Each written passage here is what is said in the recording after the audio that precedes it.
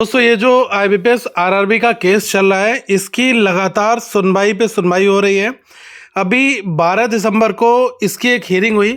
अब मैं आपको हर एक हियरिंग का अपडेट तो देता हूं, लेकिन इस बार जो है आईबीपीएस थोड़ा सा बैकफुट पर है। क्यों?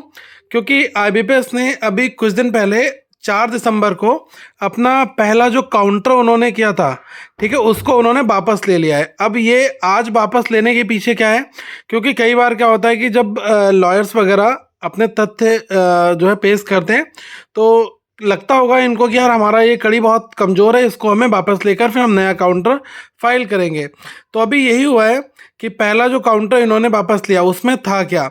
एक्चुअली उसमें यही बताया गया है कि आईबीपीएस ने दो बातें वहाँ पर कही थी। पहले काउंटर में जो दलीलें दी थी, उसमें दो चीज़ें थी। पहली ये कि आईबीपीएस को कोर्ट में चैलेंज नहीं किया जा सकता, क्योंकि आईबीपीएस कोई गवर्नमेंट बॉडी तो है नहीं, ठीक है। तो ये चीज़ें जब थी, तो ऐसा कुछ नहीं है।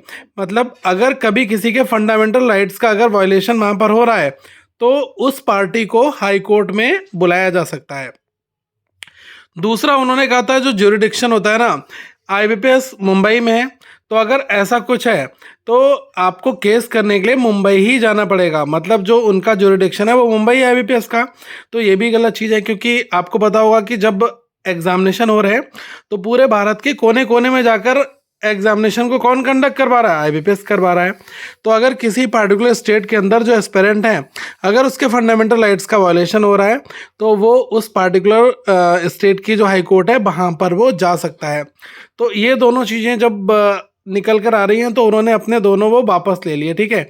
अब जो अगली तारीख है वो 17 दिसंबर को है, और इस 17 दिसंबर को देखते हैं कि क्या वहाँ पर जो है जिरह होती है, और जो हमारे लॉयर्स हैं वो किस तरीके से आगे चीज़ों को लेकर जाते हैं।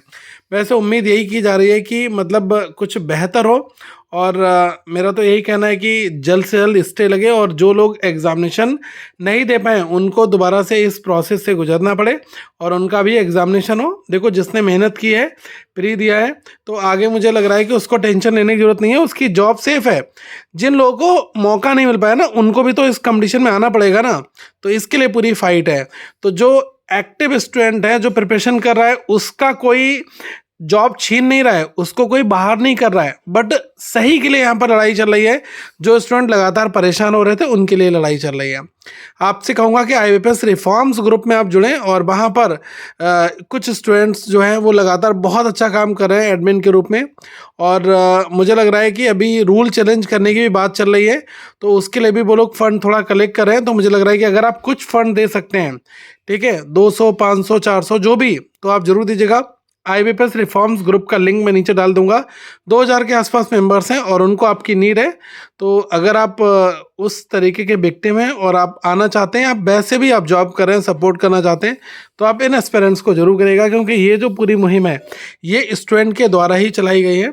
और मैं आपको इसके बारे में सारे अपडेट देता रहूँगा। और हाँ, करंट अफेयर्स फंडा के मोबाइल एप्लीकेशन को आप लोग डाउनलोड कर लेना, क्योंकि यहाँ पर आपको बेस्ट करंट अफेयर्स जो एग्जामिनेशन में पूछे जाते हैं, वो आपको हर एक मंथ के 500 MCQs मिलते हैं। मैं आगे फिर मिलूंगा। Thank you so much. Have a good day to all of you once again guys.